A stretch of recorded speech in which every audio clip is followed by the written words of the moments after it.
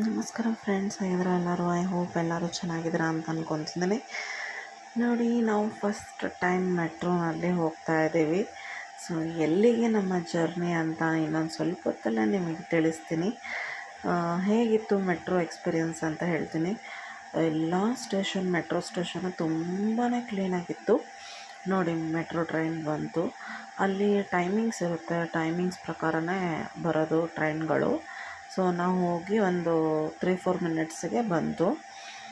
ನೋಡಿ, ನಾವು ಮೆಟ್ರೋ ಒಳಗಡೆ ಎಂಟ್ರಿ ಆದ್ವಿ. ಸೊ ಕೂತಿದ್ದೀವಿ, ಎಲ್ಲಿ ಖಾಲಿ ಇರುತ್ತೋ ಅಲ್ಲಿ ಕೂರೋದು. ಫುಲ್ಲು ಏಕ ಇರುತ್ತೆ ಮೆಟ್ರೋ ಟ್ರೈನು. ಯಾರಿಗೆಲ್ಲ ಗೊತ್ತಿಲ್ಲೋ ಅವ್ರಿಗೆ ನಾನು ಡೀಟೇಲಾಗಿ ಹೇಳ್ತಾ ಇದ್ದೀನಿ.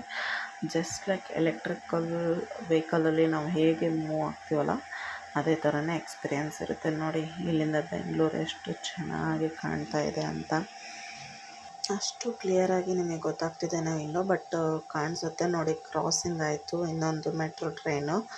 ಆ ಕಡೆಯಿಂದ ಹೋಗೋದು, ಈ ಕಡೆಯಿಂದ ಬರೋದು ಕ್ರಾಸಿಂಗ್ ಆಗುತ್ತೆ. 2 ವೇ ಇದೆ ಅಲ್ವಾ, ಸೊ ಕ್ರಾಸಿಂಗ್ ಆಗುತ್ತೆ.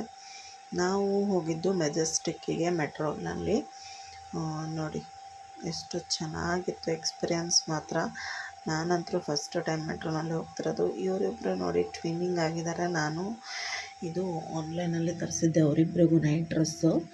ಸೊ ಟ್ರೈನಲ್ಲಿ ಕಂಫರ್ಟ್ ಇರಲಿ ಅಂತ, ಈಗ ಸಮ್ಮರು ಅಲ್ವಾ, ಸೊ ಅವ್ರಿಗೂ ಕಂಫರ್ಟ್ ಇರುತ್ತೆ ಅಂತ ನಾನು ತರಿಸಿದ್ದೆ. ಸೊ ನಿಮಗೆ ಲಿಂಕ್ ಬೇಕಿದ್ದರೆ ನನಗೆ ಕಮೆಂಟ್ ಮಾಡಿ ತಿಳಿಸಿ, ನಾನು ನಿಮಗೆ ಡಿಸ್ಕ್ರಿಪ್ಷನಲ್ಲಿ ನೆಕ್ಸ್ಟ್ ವಿಡಿಯೋನಲ್ಲಿ ಹಾಕ್ತೀನಿ. ನೋಡಿ, ನಮ್ಮ ಮನೆಯವ್ರು ಹೇಳ್ತಿದ್ರು ಇಸ್ಕಾನ್ ಟೆಂಪಲ್ ಕಾಣ್ತಿದೆ, ನೋಡಲ್ಲಿ ವಿಡಿಯೋ ಮಾಡ್ಕೊ ಅಂತ. ನೋಡಿ, ಕಾಣಿಸ್ತಿದೆ ಅಂದ್ಕೊತಿದ್ದೀನಿ. ಐ ಹೋಪ್ ನಿಮಗೆ. ಸೊ ಮೆಟ್ರೋ ಎಕ್ಸ್ಪೀರಿಯನ್ಸ್ ಮಾತ್ರ ಸೂಪರಾಗಿತ್ತು. ಪ್ರತಿಯೊಂದು ಸ್ಟೇಷನ್ ಬಂದಾಗ ಇನ್ಫಾರ್ಮ್ ಮಾಡುತ್ತೆ, ವಾಯ್ಸ್ ಬರುತ್ತೆ ಅಪರ್ಣ ಮೇಡಮ್ ಅವ್ರದ್ದು. ನಿಜವಾಗ್ಲೂ ವಿ ಮಿಸ್ ಯು ಮ್ಯಾಮ್. ಅವ್ರ ವಾಯ್ಸ್ ಅಂತೂ ತುಂಬಾ ಚೆನ್ನಾಗಿ ಕೇಳಿಸುತ್ತೆ ಅದರಲ್ಲಿ. ಇಲ್ಲಿ ನಾವು ಮೆಜೆಸ್ಟಿಕ್ಗೆ ಬಂದು ಇಳಿದ್ವಿ. ಈ ಕಡೆನೂ ಮೆಟ್ರೋ, ಆ ಕಡೆನೂ ಮೆಟ್ರೋ. ನಿಜವಾಗ್ಲೂ ಅವತ್ತು ಶನಿವಾರ ಇತ್ತು, ಕಾಲಿಡೋಕ್ಕೂ ಜಾಗ ಇದ್ದಿದ್ದಿಲ್ಲ. ಯಾಕಂದರೆ ಊರಿಗೆ ಹೋಗೋರು ಬರೋರು ತುಂಬ ಜನನೇ ಇರ್ತಾರಲ್ವ. ಹೇಗೋ ನಾವು ಪಾರಾಗಿ ಮೆಟ್ರೋಯಿಂದ ಇಲ್ಲಿ ಸ್ಟೇಷನ್ ಹತ್ರ ಹೋಗಲಿಕ್ಕೆ ಮೇಲ್ಗಡೆ ಹೋದ್ವಿ. ಅಲ್ಲಿಂದ ನಾವು ಮೆಜೆಸ್ಟಿಕ್ ರೈಲ್ವೆ ಸ್ಟೇಷನ್ ಇದೆ ಅಲ್ಲ, ಕೆಂಪೇಗೌಡ ರೈಲ್ವೆ ಸ್ಟೇಷನು. ಸೊ ಅಲ್ಲಿ ಹೋಗಬೇಕಿತ್ತು ನಾವು. ಅಲ್ಲಿ ನಮ್ಮ ಟ್ರೈನ್ ಬುಕ್ ಆಗಿದ್ದು. ನಾವು ಬಿಫೋರೇ ಬುಕ್ ಮಾಡಿದ್ವಿ ಟ್ರೈನನ್ನು. ಎಲ್ಲಿ ಹೋಗ್ತಿದ್ದೀವಿ ಅಂದರೆ ಇನ್ನೊಂದು ಸ್ವಲ್ಪ ಹೊತ್ತಲ್ಲೇ ನಿಮಗೆ ಗೊತ್ತಾಗುತ್ತೆ, ಹೇಳ್ತೀನಿ ಬನ್ನಿ. ಇದೇ ಬ್ಲಾಗಲ್ಲೇ ನಾನು ನಿಮಗೆ ತಿಳಿಸ್ತೀನಿ ಎಲ್ಲಿ ಹೋಗ್ತಾ ಇದ್ದೀವಿ ಅಂತ. ನೋಡಿರಿ, ಇಲ್ಲೆಲ್ಲ ಎಷ್ಟು ಹೈಜಿನಿಕ್ ಆಗಿದೆ. ಆಮೇಲೆ ಪ್ರತಿಯೊಬ್ಬರಿಗೂ ಸ್ಕ್ಯಾನ್ ಮಾಡಿ ಕಳಿಸೋದು. ಯಾಕಂದರೆ ಚೆಕಿಂಗ್ ಇರುತ್ತೆ ಎಲ್ಲ ಮೆಟ್ರೋನಲ್ಲಿ. ನಮ್ಮ ಟಿಕೆಟ್ಸ್ಗಳು ಎಲ್ಲ ಅಲ್ಲಿ ಶೋ ಮಾಡಿದರೆ ಅಷ್ಟೇ ಅದು ಗೇಟ್ಗಳು ಓಪನ್ ಆಗೋದು. ತುಂಬ ಸೇಫ್ಟಿ ಇದೆ ಮತ್ತು ಎಲ್ಲ ಸೆಕ್ಯೂರಿಟಿನೂ ಹಾಗೇ ಇದೆ. ನೋಡಿ, ನಾವು ಮೆಜೆಸ್ಟಿಕಲ್ಲಿರುವಂಥ ರೈಲ್ವೆ ಸ್ಟೇಷನಿಗೆ ಬಂದ್ವಿ. ತುಂಬ ವರ್ಷನೇ ಆಗಿತ್ತು ನಾನು ಇಲ್ಲಿ ಈ ಸ್ಟೇಷನಿಗೆ ಬಂದು, ಬೆಂಗಳೂರು ರೈಲ್ವೆ ಸ್ಟೇಷನಿಗೆ ಬಂದು. ಚೆನ್ನಾಗಿದೆ, ಕ್ಲೀನಾಗಿತ್ತು. ಇಲ್ಲೇ ನಮ್ಮ ಮನೆಯವ್ರು ನಮಗೆ ಕೂರಿಸಿ ಊಟ ತರಲಿಕ್ಕೆ ಹೋಗಿದ್ದರು. ಯಾಕಂದರೆ ಮತ್ತು ಟ್ರೈನಲ್ಲಿ ಹೇಗಿರುತ್ತೋ ಊಟ ಗೊತ್ತಿಲ್ಲ ಅಂತ ತರಲಿಕ್ಕೆ ಹೋಗಿದ್ದರು. ನಮ್ಮದು ಇದ್ದಿದ್ದು 6th ಪ್ಲ್ಯಾಟ್ಫಾರ್ಮ್ನಲ್ಲಿ ಇದ್ದಿದ್ದು ಟ್ರೈನು ಬರೋದು. ಸೊ ಹಾಗಾಗಿ ನಮ್ಮ ಸಮರ್ಥ ನೋಡಿ ಅಲ್ಲಿ ಸುಟ್ಕೇಸ್ ಮೇಲೆ ಕೂತ್ಬಿಟ್ಟಿದ್ದಾನೆ. ಆ್ಯಕ್ಚುಲಿ ಯಾವಾಗಲೂ ನಾವು ಹಾಗೆ ಮಾಡೋದು, ಬಟ್ ಅಲ್ಲಿ ನೋಡೋರಿಗೆಲ್ಲ ಒಂಥರ ಮಜಾ ಅನ್ನಿಸ್ತಿತ್ತು. ಸುಟ್ಕೇಸು ಸೇಫ್ಟಿನೂ ಇದೆ ಮತ್ತು ಗಟ್ಟಿನೂ ಇದೆ. ಆರಾಮಾಗಿ ಅವನು ಕೂತ್ಕೊತಾನೆ. ಮುಂಚೆ ಗೋಲು ಕೂತ್ಕೊತಾ ಇದ್ದ ಜಗನ್ನು, ಈಗ ಸಮರ್ಥ ಕೂತ್ಕೊತಾ ಇದ್ದಾನೆ. ಸೊ ಫೈನಲಿ ನಾವು 6th ಪ್ಲ್ಯಾಟ್ಫಾರ್ಮ್ಗೆ, ನೋಡಿರಿ ಎಷ್ಟು ಹಳೆಯ ರೈಲ್ವೆ ಸ್ಟೇಷನ್ ಇದು, ತುಂಬ ವರ್ಷದ್ದು ಅನಿಸುತ್ತೆ. ನೋಡಿ ಹೇಗೆ ಕೂತ್ಕೊಂಡಿದ್ದಾನೆ. ಸೊ ಫೈನಲಿ ನಮ್ಮ ಟ್ರೈನ್ ಬಂತು. ನಾವು ಟ್ರೈನ್ನ ಬುಕ್ ಮಾಡಿದ್ವಲ್ಲ, ಸೊ ನಮಗೆ ಸೀಟಿಂದು ಏನೂ ಪ್ರಾಬ್ಲಮ್ ಆಗಲಿಲ್ಲ. ಸ್ಲೀಪಿಂಗ್ ಕೋಚ್, AC ಕೋಚೇ ಬುಕ್ ಮಾಡಿದ್ರಿ ಇವರು. ಯಾಕಂದರೆ ನಾರ್ಮಲ್ ಸ್ಲೀಪಿಂಗಲ್ಲಿ ನಮಗೆ ಸೀಟ್ ಅವೈಲೇಬಲ್ ಇರಲಿಲ್ಲ. ಸೊ ಹಾಗಾಗಿ ಸ್ಲೀಪಿಂಗ್ ಕೋಚಲ್ಲಿ, AC ಕೋಚಲ್ಲೇ ನಮಗೆ ಸೀಟ್ ಸಿಕ್ಕಿದ್ದು. ಸೀಟ್ ಸಿಕ್ಕಿದ್ದೇ ಪುಣ್ಯ ಅಂತ. ಸೊ ಅದೇ ಬುಕ್ ಮಾಡಿದ್ವಿ. ನೋಡಿರಿ, ತುಂಬ ಹೈಜೀನ್ ಆಗಿತ್ತು. ಅವರೇ ಎಲ್ಲ ಬೆಡ್ಶೀಟ್ಸ್ ಎಲ್ಲ ಕೊಡ್ತಾರೆ. ದಿಂಬು ಬೆಡ್ಶೀಟ್ಸು ಎಲ್ಲ ನಮಗಿದ್ದಿದ್ದು ನನ್ನ ಕಂಪಾರ್ಟ್ಮೆಂಟಲ್ಲಿ ಇದ್ದಿದ್ದೆಲ್ಲ ಲೇಡೀಸೇ ಇದ್ದರು. ಇಲ್ಲಿ ಒಂದು ಸೀಟ್ ಬಂದಿತ್ತು, ಸೊ ಈ ಕಡೆ ಒಂದು ಸೀಟ್ ಬಂದಿತ್ತು, 31 ಏನೋ ಸೀಟ್ ಇತ್ತು.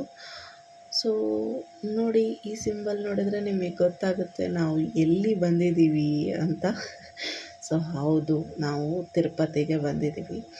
ತಿರುಪತಿ ತಿರುಮಲ ದರ್ಶನ ಮಾಡಲಿಕ್ಕೆ, ಆಮೇಲೆ ನಮ್ಮ ಸಮರ್ಥಿನ ಮುಡಿ ಕೊಡಲಿಕ್ಕೆ ಬಂದಿದ್ದೀವಿ.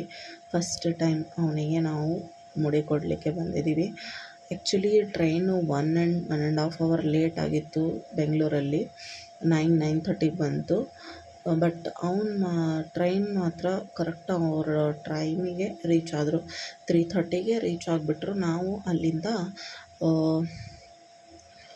ಫಸ್ಟು ಶ್ರೀನಿವಾಸ ಕಲ್ಯಾಣ ಮಂಟಪಕ್ಕೆ ಹೋಗಿ ಏನದು ದರ್ಶನ ಟಿಕೆಟಿಗೆ ಎನ್ಕ್ವೈರಿ ಮಾಡಿದ್ದೆ. ಸೊ ಕ್ಲೋಸ್ ಆಗಿದೆ ಅಂದರು. ಸೊ ಟೈಮ್ ವೇಸ್ಟ್ ಮಾಡೋದು ಬೇಡ ಅಂತ ಹೇಳಿ ನಾವು ಡೈರೆಕ್ಟಾಗಿ ಟ್ರ್ಯಾಕ್ಸ್ನ ಮಾಡಿಕೊಂಡು ಸೊ ಹೊರಡ್ತಾ ಇದ್ದೀವಿ. ನಾವು ಮೇಲ್ಗಡೆ ಹೋಗಲಿಕ್ಕೆ ಪರ್ ಪರ್ಸನಿಗೆ 120 ರುಪೀಸ್. ನಿಮಗೆ ನಾನು ರೇಟ್ ಸಹಿತನೂ ಇನ್ಫಾರ್ಮ್ ಮಾಡ್ತಿದ್ದೀನಿ, ಯಾಕಂದರೆ ಸ್ವಲ್ಪ ಮೋಸ ಮಾಡೋದು ಅಲ್ಲಿ ಜಾಸ್ತಿ. ಈಗ ಟೂರಿಸ್ಟ್ ಪ್ಲೇಸಲ್ಲಿ ಹಾಗೆ ಅಲ್ವಾ, ರೇಟು ಹೆಚ್ಚು ಕಮ್ಮಿ ಮಾಡ್ತಾರೆ ಅಂತ. ಸೊ ಪರ್ ಪರ್ಸನಿಗೆ 120 ರುಪೀಸ್ ತೊಗೊತಾರೆ. ನೀವು ಅದ್ರ ಲೆಕ್ಕದಲ್ಲಿ ಹೋಗ್ಬೋದು. ಇದು ನೋಡಿ ಗೋವಿಂದರಾಜು ಟೆಂಪಲ್ ಅಂತ. ಹೇಗೆ ಪದ್ಮನಾಭ ಮಲಗಿರೋ ಶ್ರೀನಿವಾಸ ಇದೇನೋ ಅಲ್ಲೂ ಹಾಗೆ ಇರೋದು ಗೋವಿಂದರಾಜ್ ಟೆಂಪಲಲ್ಲಿ. ನೋಡಿ, ನಾವು ತಿರುಪತಿಗೆ ಎಂಟ್ರಿ ಆದ್ವಿ. ಸೊ ಹೋಗ್ತಾ ಇದ್ದೀವಿ. ಈಗ ತಿರುಮಲಕ್ಕೆ ಹೋಗ್ತಾ ಇದ್ದೀವಿ. ಮೇಲ್ಗಡೆ ಇರೋದು ತಿರುಮಲ, ಕೆಳಗಡೆ ಇರೋದು ತಿರುಪತಿ. ಎಕ್ಸ್ಪೀರಿಯನ್ಸ್ ಮಾತ್ರ ತುಂಬ ಚೆನ್ನಾಗಿತ್ತು. ನಾನು ನಿಮಗೆ ಮತ್ತೆ ಬರ್ತಾ ಹಂಚ್ಕೊತೀನಿ ಹೇಗೆಲ್ಲ ಇತ್ತು. ಇಲ್ಲಿ ನೋಡಿ ಫ್ರೆಂಡ್ಸ್, ಹೆಂಗೆ ಜನ ಇದ್ದಾರೆ ಅಂದರೆ ಇಲ್ಲಿ ಕೆಳಗಿಂದ ಬೆಟ್ಟ ಹತ್ತುತ್ತಾರಲ್ವ, ಸೊ ಅವರು ಅಲ್ಲಿ ಅಂಡರ್ ಪಾಸ್ ಇದೆ, ಅಂಡರ್ಗ್ರೌಂಡಿಂದ ಅಲ್ಲಿ ಸ್ಟೆಪ್ಸ್ ಇದೆ. ಆ ಸ್ಟೆಪ್ಸಿಂದ ಹೋದರೆ ಪಾದುಕೆ ದೇವಸ್ಥಾನ ಇದೆ, ಅಲ್ಲಿ ಹೋಗಿಯೇ ಸ್ಟಾರ್ಟ್ ಮಾಡಬೇಕು. ಸೊ ನೋಡಿ ಎಷ್ಟು ಜನ ಇದ್ದಾರೆ, ಫುಲ್ಲು ಜನ ತುಂಬಿದ್ರು.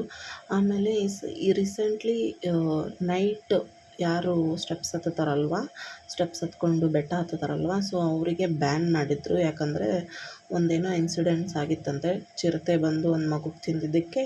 ಸೊ ಬ್ಯಾನ್ ಮಾಡಿದ್ದಾರೆ. 4 ಗಂಟೆಯಿಂದ ಓಪನ್ನು ಗೇಟ್ಸ್ ಎಲ್ಲ ಅಂತ. ಸೊ ಅಲ್ಲಿ ತುಂಬ ರಶ್ ಇತ್ತು. ನೋಡಿ, ನಾವು ಈಗ ಫೈನಲಿ ಹೋಗ್ತಾ ಇದ್ದೀವಿ ಮೇಲ್ಗಡೆ. ಸೊ ಇಲ್ಲಿ ಫುಲ್ ಆಫ್ ಚೆಕಿಂಗ್ ಇರುತ್ತೆ.